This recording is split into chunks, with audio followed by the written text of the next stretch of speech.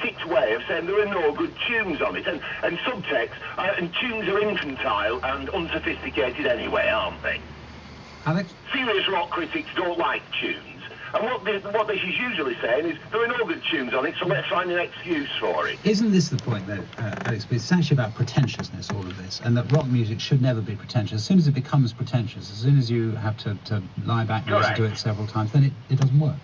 Well, I think there's room for many forms of expression. I don't agree with that. I think, you know, there are songs that have that beautiful immediacy of a kind of a phosphorescent glow in it, and there are other ones that take longer to get into, and there's classic songs that are in both genres. I don't think you can say one is a good way or a bad way. Andy Kershaw, you're a bit of a Philistine, really, aren't you? Because